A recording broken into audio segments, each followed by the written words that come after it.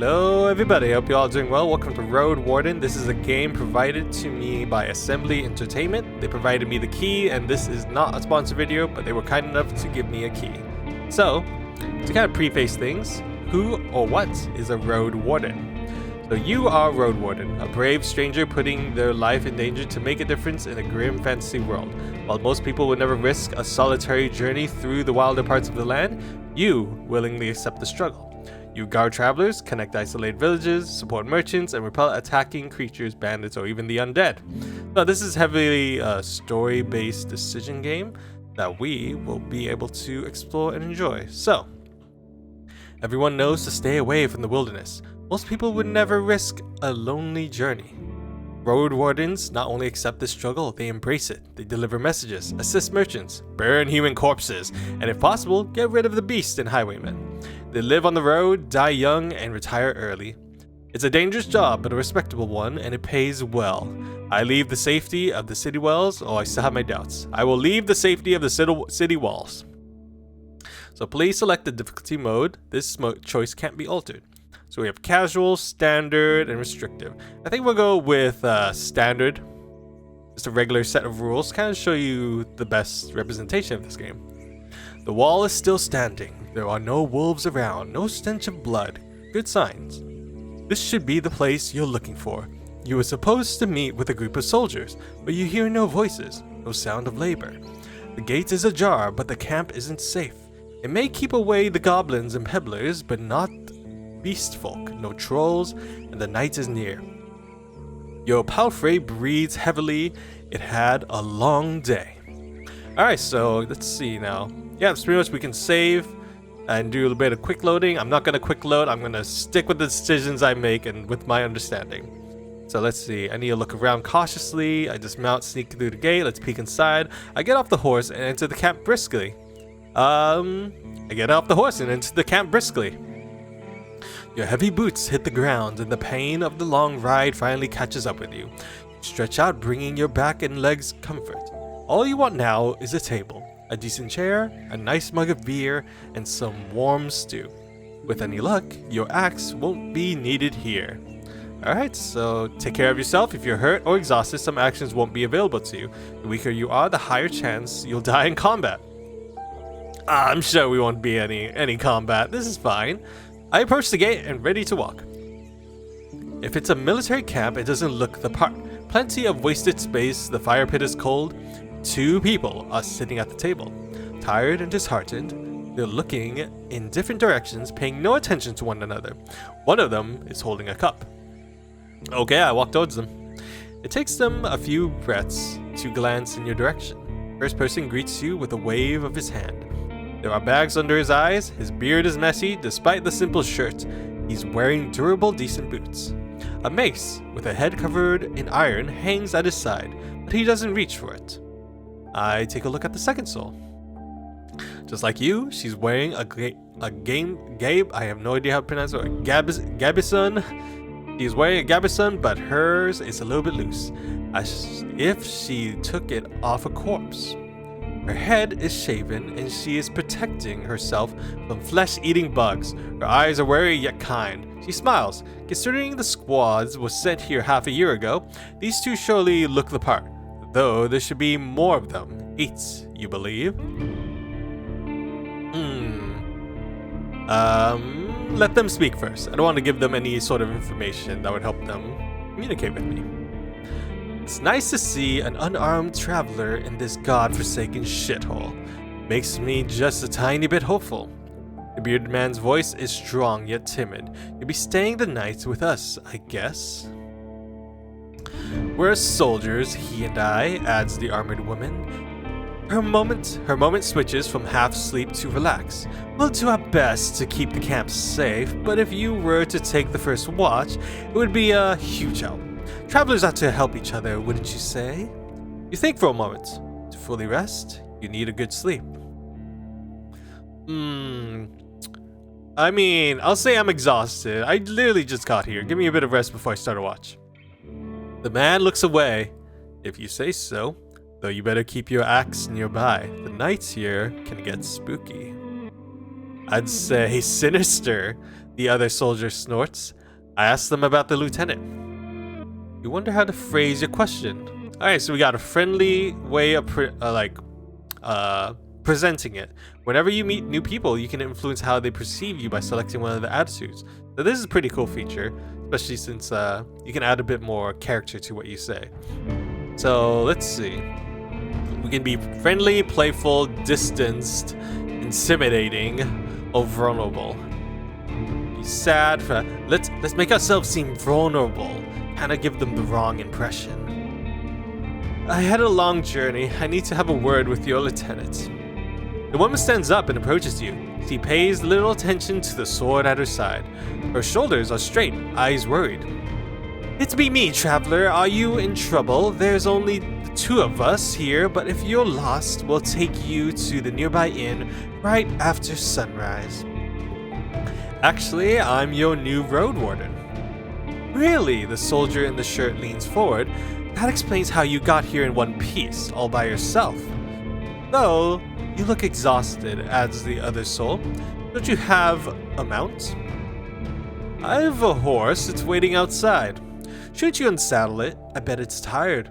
A long pause. I assume you're here not to meet our lieutenant, but rather to get some directions. I'm Tulia, and I'd be happy to help. She reaches out to you.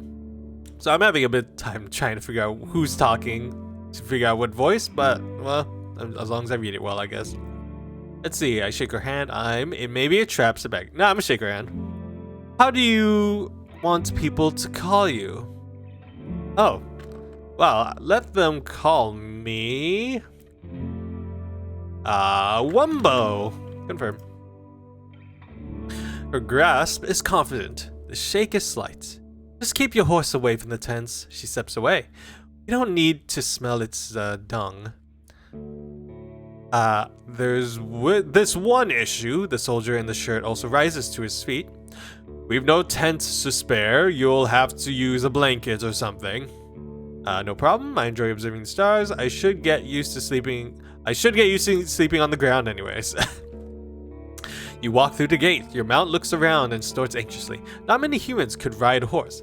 It's not only taller than you, but also bulky, as heavy as it is strong. You can get in the saddle within a single breath, but most people wouldn't know where to even begin. From every side, it's a wall of flesh. Horses were brought to the Dragonwoods from the conquest in the south. They can trot for a long time, but won't outrun some of the local monsters. Your palfrey needs you to survive, but without it, you too would be lost. Let's see. I don't care how it feels, but I need it to be strong if I want to travel, and I can't afford another one. It's my only companion here. I want to feel at ease. Let's use the bottom one. It keeps watching its surroundings, ignoring your approach. You clear your throat and reach for its reins, and only then the beast responds with a stomp in its leg. Humans see useful animals and even pets as monsters in disguise. Getting emotionally attached to them is believed to lead humans to their doom. Oh, it's a good thing I didn't choose the other option then. I lead it to the camp. Or did I choose that option? I don't know. You end up next to the fire pit. Removing the saddle makes the horse nicker with relief. You take a couple of minutes to examine its back, just in case. While the riding equipment is not that heavy for such a strong animal, with enough time, it starts to chafe. You wish it had something better to eat than the shabby grass. You should look for an inn. Alright, well, I need to unpack. Let's see, 30 minutes before dusk, and we're 3 out of 4 vitality. You haven't bought that many things, and you lost one of the sacks while fleeing the Crimson Corpse Eaters. Worst of all, you have no rope left, but many of the soldiers could share one. Shouldn't cost more than a dragon bone. Aside from the travel set, you own a few valuable possessions essential for your trade. Okay, so I feel like this is pretty much us choosing our class now. So this whole thing is pretty much getting our bases in. Getting our name, forming our characters, what to say. I carry writing instruments, alchemic ingredients, as well as an iron axe, a scholar. I have talismans to help use my powers, as well as an iron axe and a worn gebisum. I have no idea what a gebisum is. I spent my savings on decent combat equipment. I have a fine gebison, an axe made of steel, a reliable crossbow with quarrels. Let's go with mage. I feel like mage would be interesting, especially with the talismans. Oh wait, I want to learn more about the 3 classes. How about that? As a fighter, you have an easier time physical challenges thanks to superior equipment and hidden bonuses during the dice rolls. You'll be physically more capable than the other classes, with the open opportunities during the social interactions. It's the best class for RPG beginners. Okay. Uses Numa, a versatile but limited pool of energy. I'm just gonna quickly skim through these because I kind of get the general idea. Scholar, you'll be more about the world mystery than you, helping you take advantage. Definitely interesting to see that we have different classes and we'll be able to see how it affects the playthrough. But I think I'm gonna choose the mage. I am a wizard! You unpack and inspect your belongings. Your water skin isn't pierced, the spare clothes are still here, just in case you take, what is this, open your possession. A look at your wooden bowl and mug, your cape, your tinderbox, bandages, food rations, knife. Nothing special or too cumbersome. From time to time, your routine helps you avoid mistakes, but this doesn't make it any more exciting. Okay, I can look at my inventory now. Let's do a quick save, I guess. Yeah, so we got some rations, merchandise, equipment, a magical amulet. Magic is unreliable, so you spent a sack of coins to collect a couple of enchanting amulets. They help you focus your Numa in ways that you don't quite understand. Alright, it doesn't really tell me what's inside it. What is Gabison? A padded defense jacket. Oh, it's armor per se. It's the cheapest type of armor, yet surprisingly effective. Results are very common. Okay. You unpack and inspect your belongings. The water skin isn't pierced. The spare clothes are still here, just in case you take a look at your wooden bowl and mug, your cape, tinderbox, bandages, rations. Nothing special. Okay, I already read all this. They're at the table again, observing your beast and chatting between themselves. Your stomach growls at the sight of them eating out of wooden bowls. There's no meal for you, but you can still sit down on a tree log. I don't want to eat with them. I sit down and ask Tulia what she can tell me about the area. I take some of my own rations, or I mean, can I still interact with them? Hopefully, I might as well feed myself. The last inn you got a smelling loaf of dark bread. Decorated with sunflower seeds, it tastes great, even by itself. When on the road, most people have to think about themselves. Soldiers live with and for their companions, constantly on the move from one part of the realm to another, making sacrifices to protect their group as they face dozens of hideous creatures. Their lives are filled with discipline, hardship, and camaraderie. Roadwardens, on the other hand, learn how to work by themselves. They seldom engage in open combat, patrolling the same roads for years. They help the settlement stay in touch, but also maintain commerce, settle down, forge friendships. When there are no laws to follow, they use their own judgment. Different responsibilities, different lifestyles. Keeping your stomach full will make you stronger. Starvation won't allow you to restore vitality. Okay.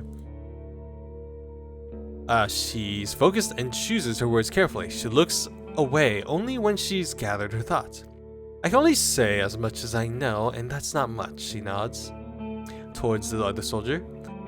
As you can see, there's not a lot of us left. At the beginning of summer, there were 8 of us, including our previous lieutenant.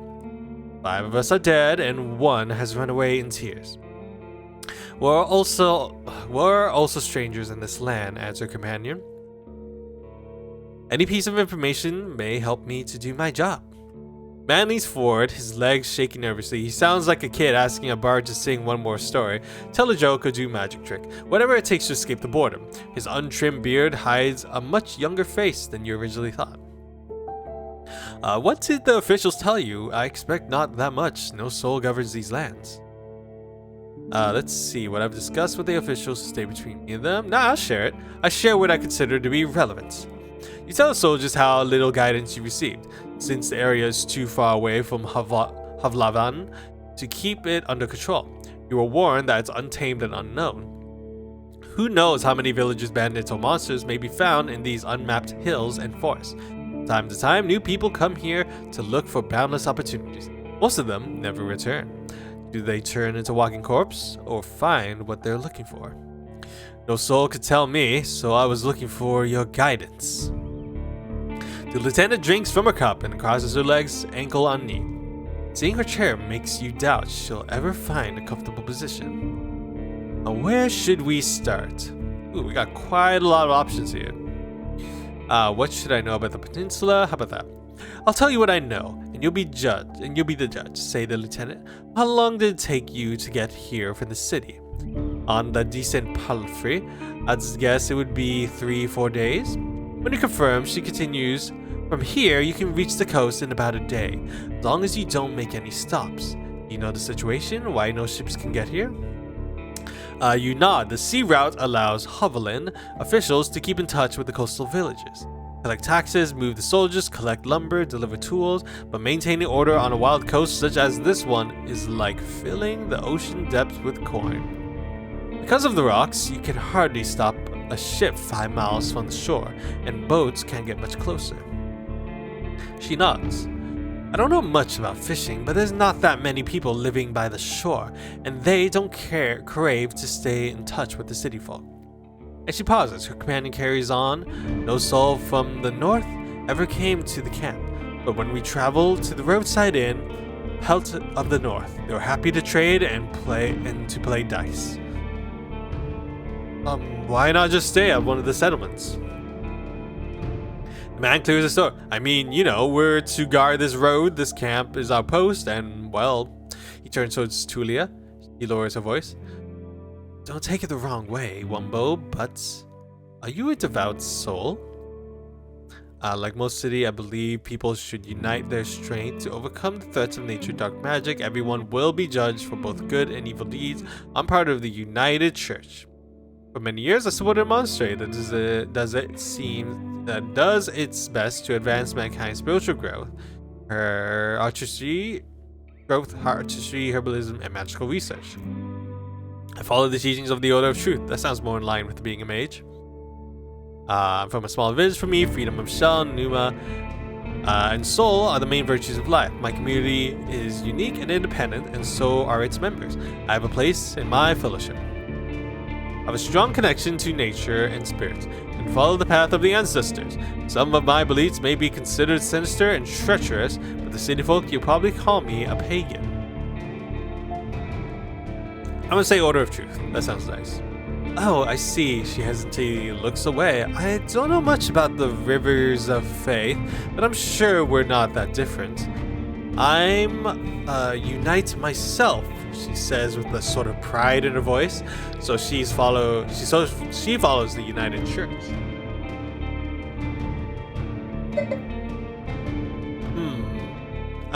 Maybe just explain what you were thinking of. The people here are disquieting. Every few words, she taps the table with her finger. The traditions won't help them negotiate with the officials here. She starts to draw lines with her index finger as if she's pointing at an invisible map. The peninsula is connected with roads like a big circle in the northwest. You'll find a weird village at the bog. It's not exactly pagan. I don't think it's even has a priest who claims to be an eremite. You nod, she means a fellowship. They do crazy shit, her companion chips in. They use the dead to cut down trees and dig in the soil. Once I begged never to return there. I see. You've heard of tales such as this one since you were a child. An isolated settlement manages to survive without a city's influence. Its customs and traditions grow more and more alien. Every generation learns how to adapt to dangerous conditions they have to deal with, and the rustic pagan traditions muddy their river of faith. The United Church often warns its members about the crazy druids, necromancers, and blood mages, the bringers of doom, the traitors of mankind. Any monsters worth mentioning? Anything that could catch my mount? I think I should know about that. We saw all sorts of beasts. The man starts to count on his fingers. Goblins, treants, cat-large, small runners, howlers, wolves, spike boars, mufflin eaters, griffins, but we managed to stay away. Wow, that is quite a lot. Some could catch up with most mounts. Tulia glances at her companion. Though a palfrey should be fine. The trees are so tall and the flying creatures keep to the coast and mountains. There's not that many human around, and the animals are busy fighting amongst themselves. They fight more for food than territory. The soldier cracks his knuckles. Don't provoke them and ride fast. Just count on luck. Were you able to speak with necromancers? I think I want to know about the necromancer. You can see why we were not eager to go there if we could avoid it, the lieutenant chuckles. Maybe they'll be more welcoming to a Roadwarden. The roads are dangerous with little to no shelter. People need your help. The man in the shirt turns a bit and points a finger to the northwest. If you're heading to the undead village, you'll get to an inn first and soon. Julia nods. Pelt of the North is a place. You can talk with the innkeep or the guards, ask them about the road. Yeah, I'll say that's all I need to know. She nods. I'm afraid we can't do more for you. Let's see, I lost my rope. What happened to your squad? Already talks about that. Anything I should know about this camp? If you were me, where we'd go next? I'll ask for a rope. I feel like a rope would be very useful. You're in luck. She heads towards one of the crates and moves aside a large linen sack, revealing a rope. She brings it back and nonchalantly sits down on the trail. Take it. I was planning to leave it behind. Nice, we got a rope. That's actually going to be pretty useful at some point.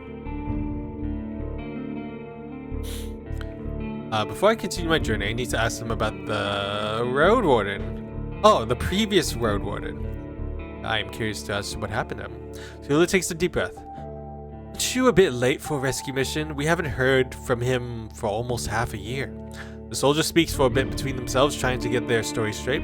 They confirmed that they had stopped by their camp a few times, but stopped showing up at all in the early summer. The bearded soldier starts to scratch at the table with the tip of his knife without looking at you. I don't remember his voice, always busy drowning in things to take care of. He would sit somewhere, sharpen his sword, fix his loud mail, clean clothes, write notes on the wax tablet of his. Yep, leave at dawn. Unlike us, Asterion never gets bored. Tulia lets out a joyless chuckle. He's secretive, but some of the locals speak about him warmly. Maybe he just doesn't like us. Sounds like you're not sure if he's dead or not. If anyone knows, they won't tell us. Maybe someone is keeping him in the basement. The man carves with passion. We haven't seen him or his saurian. Something ate them, I bet. The officials have hired you, right? They don't expect him to return. The richer roads often use four-legged meat-eating saurians as their mounts. They have to be tamed and trained since they're hatching, but unlike horses, they can easily defend themselves from many monsters. On the other hand, they enjoy attacking nearby targets a bit too much. Man, I want a saurian. That sounds pretty awesome. Do you know what he was looking for? Maybe why he left? Neither one of us had any insight into his dealings, says Tulia. My predecessor left me no clues. We also had to look at Asterion stuff. Wait, raises his open palm. I almost forgot. He stands up and heads to a nearby tent.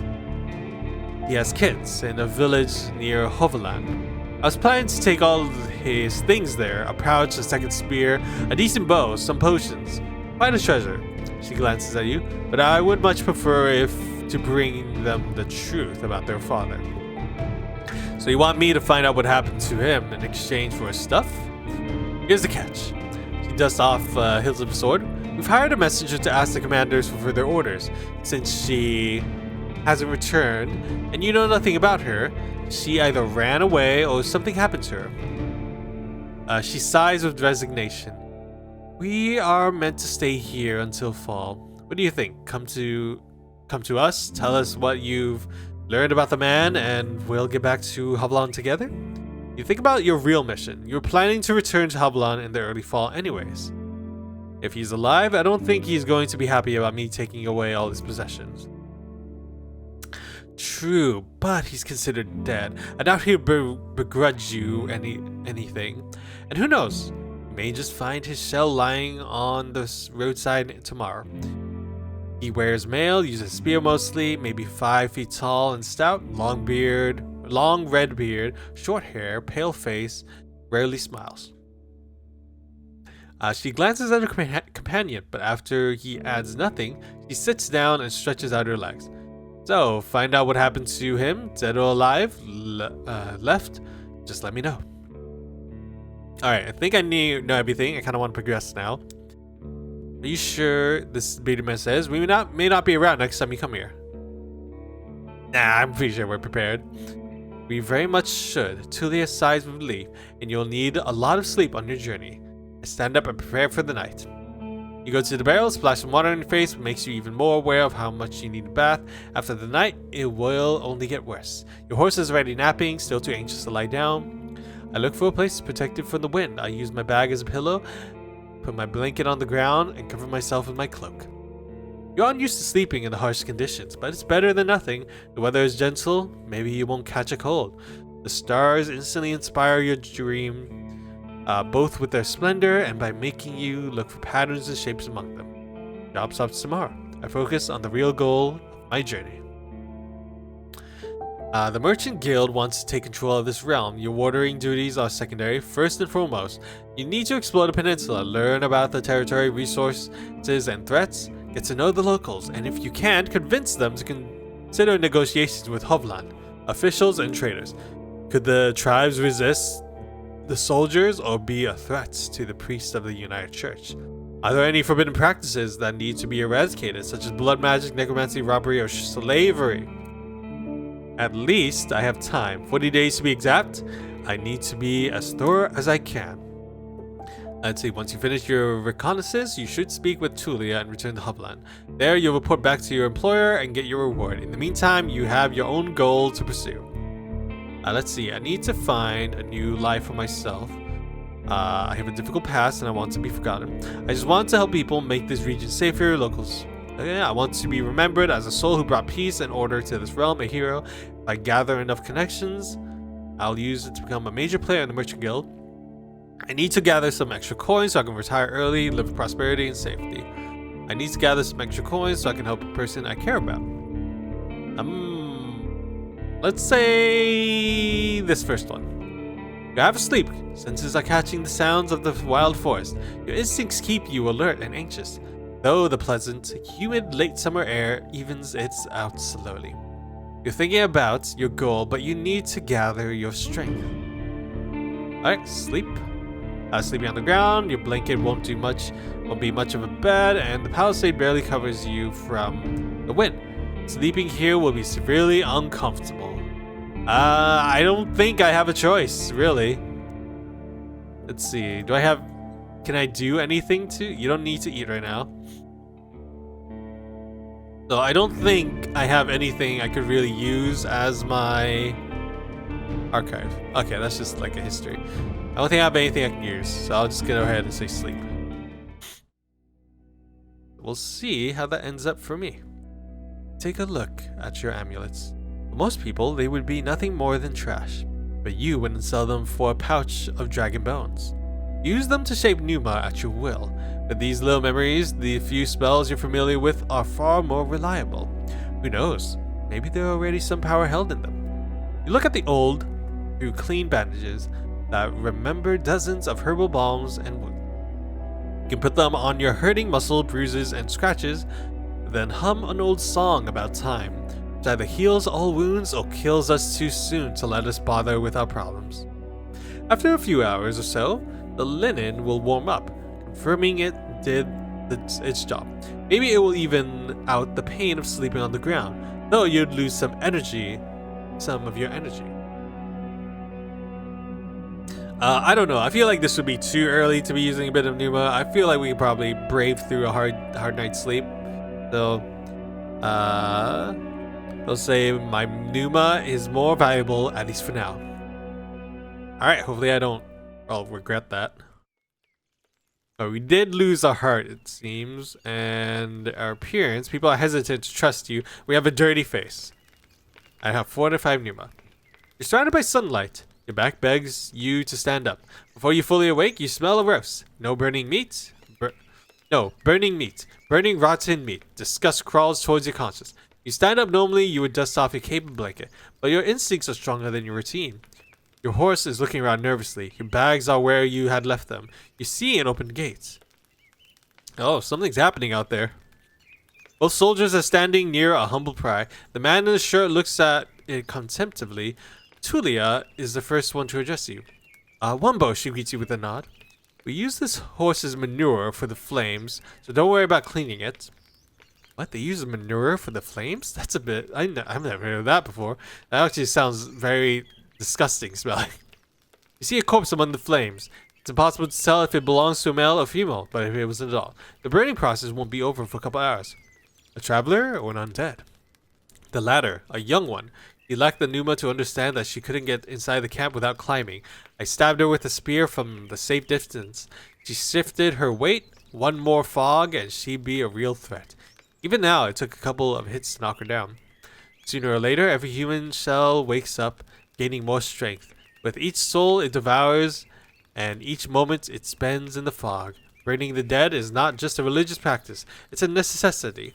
Soldiers, priests, villagers, mayors, and even road wardens. Making a large pyre takes a lot of time, but it saves lives. Oh, so we got like I don't know, some sort of zombie, young zombie or something like that. Tulia calls this undead a she. Most unites hesitate to do so. Time for me to leave. Running away from the reek, huh? I don't blame you. She looks at the fire again. Find us here if you learn what happened to Asterion. We leave once the fall comes. If not sooner, safe travels. These words make you stop. An old farewell mocked in a number of songs and tales, but yet you hear no scorn from Tulia's voice. She observes the fire with one hand in her hip and the other one on her chin. I prepare myself for the journey. I use travel button to see the map and move to another area. You gather equipment, spend half an hour warming up, preparing a mount, double checking the buckle straps. You put on your gibbeson and make sure that your axe is tightly attached to your belt. Then get in the saddle. It's time for you to get to the crossroads north from here. Let's see, travel forward, continue your journey once you've done. I mean, I only got one option, so travel north. I actually am pretty interested in finding whatever those necromancers are. Even at a later hour, you wouldn't expect to meet any travelers in the valley. The warm summer breeze lures your mount forward, but the severe chirping of birds is quickly replaced by the distant screeching and gurgles, coming from further down the path. Soon find the pack of four-legged griffins. They're larger than foxes and merge the feathers of birds and furred beasts. Each one is a different size, coat, and colors. The temperaments are just as varied. The fronts are covered with vivid feathers, while their rears have darker fur. Their wings are massive, making them impressive jumpers, but they are too heavy to fly. About 24 beasts are yelling, brawling, and chasing each other around, blocking your path. I will consider my options. Let's see, if you have enough pneuma, you can cast a spell to access unique interactions. The dice icon marks the actions that involve the random chance. Oh, okay. You can't enter the forest blindly. If these or other creatures were to chase after you, the thicket would be too disastrous for your horse. There are reasons why travelers stay close to the main roads as possible, and why adventurers move in groups. Usually, the safest approach would be to stay where you are and just wait for the pack to get hungry. It may, however, take up to a couple hours. You're thinking about your conversation with Tulia. You've got a lot to do, and time is of the essence. Let's see, I take my axe and hurry the horses. If we ride fast enough, we should be fine. I should stay here, better safe than sorry.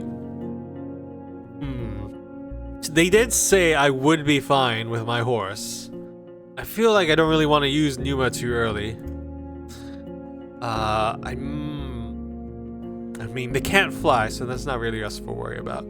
I'll say, let's take our chances with this first one. Really, it's too early to use pneuma. So I take my axe and hurry the horse. If we ride fast enough, we should be fine. Oh no. Initially, your horse completely trusts your guidance, though after a few more steps it snorts. You prepare your axe and get ready to push any griffin willing to jump on you. Once you get in the middle of the surprise herd, your mount squeals and gallops forward. The creature in front of you flee, but others try to jump at you from both sides. You kick two of them away and the third one scratches your leg. It hurts though, only a bit. You ride away and the griffins can't keep up. You still hear their screeches when your mount slows down. Do I have anything that can heal me? I feel like I desperately need a bit of healing. Let's see, we got a robe. I don't think rations can heal me in any way. Nourishment, you can't use your inventory right now. Okay, we'll return. And I also want to save. Once I get to a safer spot, I stop to clean the bandages in my wounds. Treat my rune. Oh man, we're barely standing, which is pretty bad. I gotta find a way to heal myself soon. The road splits according to what the soldiers have told you. You may find a safe inn by returning left. The forest to the right is lush and the trail overgrown. Kids used to have this song. How did it go? The harshest pathway leads to the dragon's lair. Those who search for treasure, do you truly dare?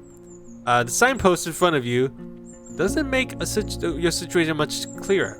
It was put here by someone who can't write, for folks who can't read. Covered in old red paint, it points east. Blood there, as people say, danger to be found. There's not a soul to ask for guidance. Look at my horse. Oops. Pressed the wrong button. My horse's name is Copernicus. Let's go, Copernicus. It is focused. Maybe it can't help choose a path, but it's well trained. As long as you don't try to charge at a troll, you can count on it. You spot a few berries, shrubs, and wild cabbages, but they still need at least 2 weeks to gain maturity. Time to make a turn? Or what's going on here? Can't select this, so it's something I need to do, or... Oh, right here. Either wait or travel. Let's try waiting, see what happens. Oh, actually... It needs 2 weeks. I'm not gonna wait there for 2 weeks. We're traveling. Let's head explore east to west. I never asked what's east, actually. I believe this is the one pointing towards... Let's see. A point connecting... Please say again. You know, let's go west. Copernicus trots with ease, unbothered by a few branches covering the beaten road. The bird's song and distant howls draw your attention to the forest, which gets sparser and brighter. You spot boars, roe deer, and saurons. The sight of a nearby wolf pack worries you, but once you push your hips forward and your palfrey enters a canter, the beasts don't even begin a pursuit. The speed alone will protect you from many dangers. You notice a stone tower taller than the trees. It must be the inn I've heard about.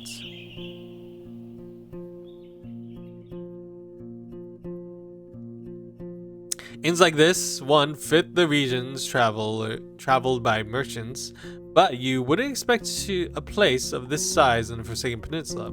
The stone and lumber must have been transported from far away, and the workers guarded by expensive mercenaries surely lived for many seasons in a primitive hamlet. Subsisting on salted supplies, there are seemingly no cracks in the walls, and the building was whitewashed only a few years back.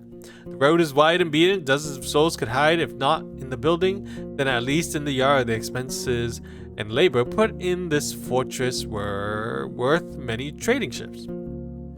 Beyond people on ramparts, though, you only see what's above the waistline. They're leaning on the parapet right next to the gate, and you think you notice a glimpse of a smile. They were Gabesim. Each one of them died differently, a yellow, green, and linen gray. Alright, I'll approach the gate. A woman in yellow leans forward. She has long, curly, disorderly red hair, pointing in every possible direction. This combination of colors doesn't work at all in the woods, and one would have to shout to draw this much attention. There's still a fair distance between the two of you, but she speaks loudly. I hadn't seen a horse for years now. I just said that it's weird to see such a large jackass, huh? Her voice is a young, strong, with an accent that reminds you of the villages spread around the Hublon. But no jackass would wear a saddle. Oh wait, but no jackass would wear a saddle, I say. He exchanges a few words with the male guards wearing green, giving you time to move closer. Well, this one here says there really are donkey saddles, says Traveler. How hard is it to ride a horse? Let's be playful. I laugh. You wouldn't believe it. Can I just change? I can't change between them. I laughed. You wouldn't believe it. The lessons were a pain.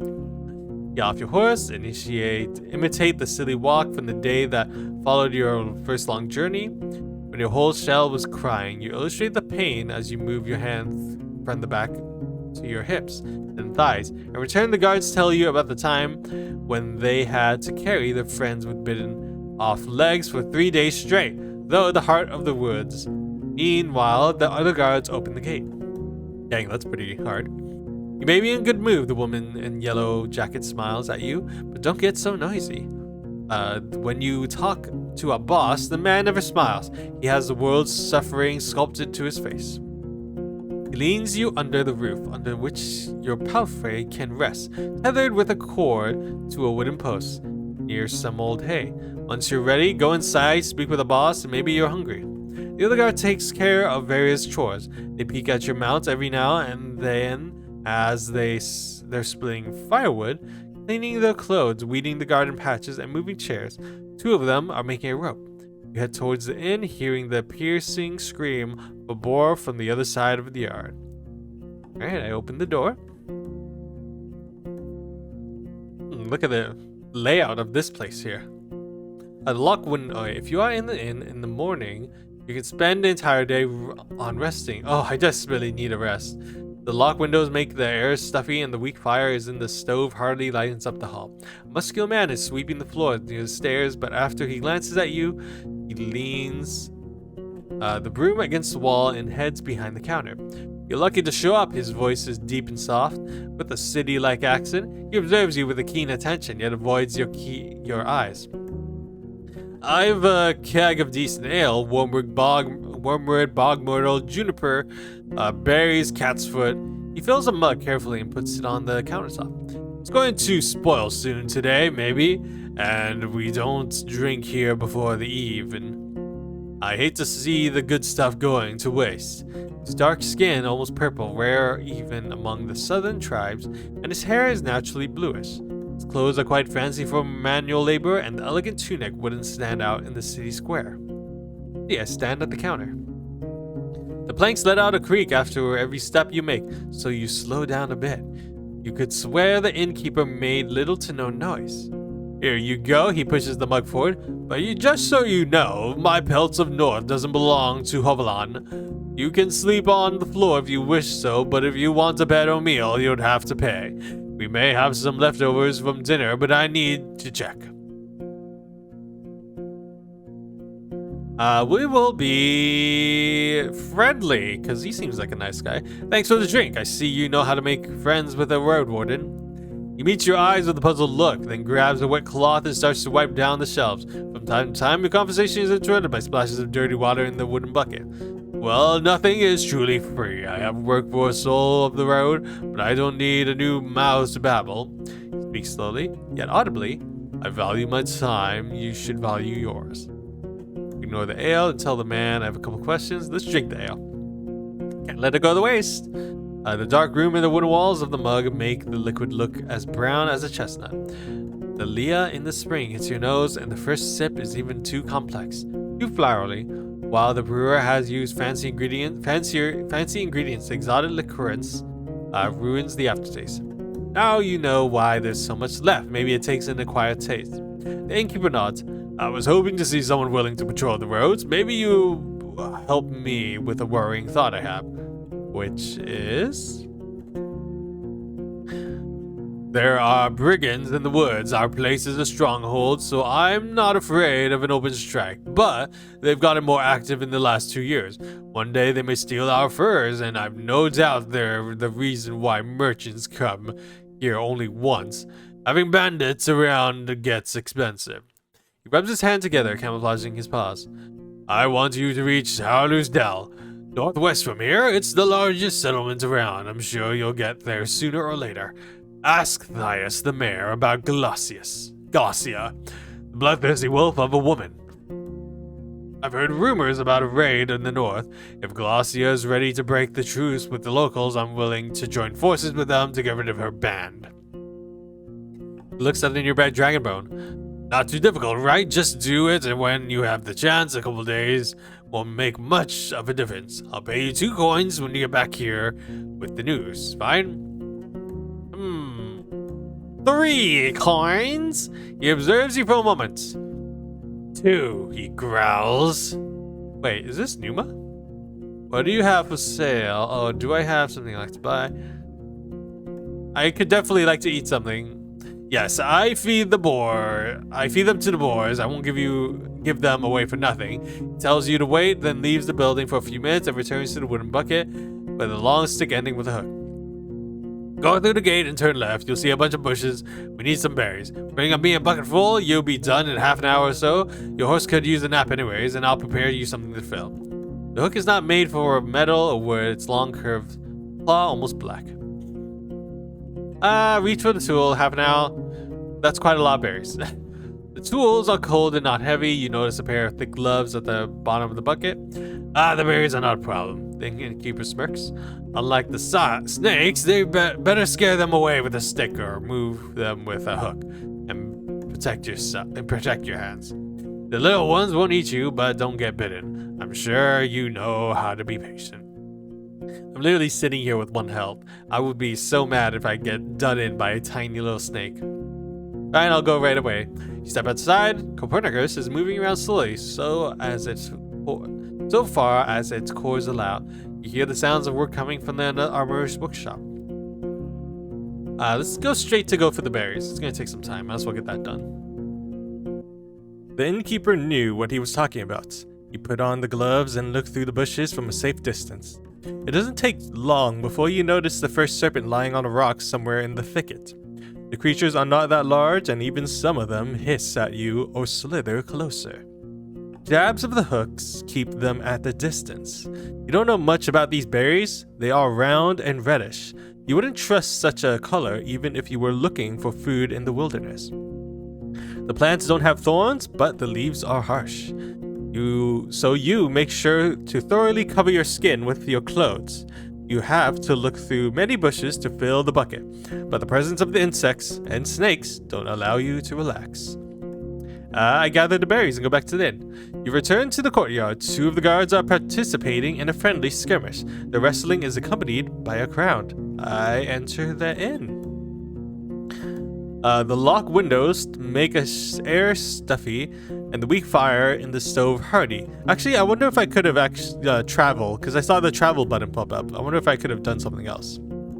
But like I was saying, and the weak fire in the stove hardly lightens up the hall. The innkeeper is sitting at the stove, cleaning a set of metal tools and ladles. So you again, need anything? I have the bear. Put the fruits on the counter.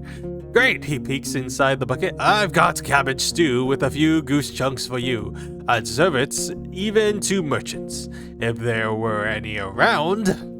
The meal is warm and filling. It's well seasoned and not overcooked.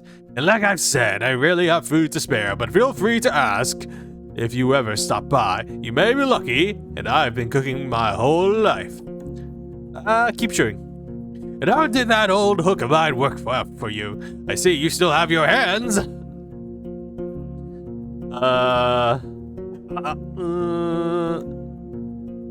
I mean, how can I hide it? Let's just say I lost it. You lost the claw? How did that even happen? He scoffs. A snake ate it? You explain that you tried to move a large pile of snakes at once, and they started to wrap around the handle with their shells. Last you saw it was pulled down among them. That's when you knew you should walk away. Not sure if the innkeeper believes you. You hear his and after a moment, he asks you if there's anything else you wanted to talk about. His deep voice sounds cold. So wait, do I actually have the hook? I do have the hook. It's mine now. I'm looking for Asterion, the previous Roadwarden. Are you now? He goes to the table and invites you to sit down with him. I don't think I'm going to be much of help. He rests his elbow on the tabletop and grunts quietly to clear his throat. But I do want you to find him, so when asked about his intentions, he measures his words. Asterion and I made a risky deal. Well, a very promising one. Last time he was here, he took 50 coins, my half of the investment. He knocks on the table with his fist anxiously. If you get my coin, or at least find what happened to the guy, I'll make sure you won't be disappointed after bringing me the news. Could it be that Asterion stole the coins and ran away? He looks at the window and starts to play with a shutter. I just think that Asterion ain't the kind of soul that would do such a thing. For him, it wasn't much of a fortune, and I risked saying he had earned my trust. Not only mine, you know, it's easy for a road warden to make connections. He always had places to go, things to take care of. He rubs the table with his thumbs, as if trying to clean with an invisible stain. I've asked travelers, I've sent a couple of my pals to find him, no real news. I know he stayed in the White Marshes for a day, and was meant to do something for the people there. It's a village in the northwest, just stay on the main road until you reach the bogs, then enter them. You may get there before dusk. So let me know once you find anything, and we may yet return to this whole investment thing. I'll think about it. He nods. What else do you need? I'm just gonna go outside. So we do have some more options here.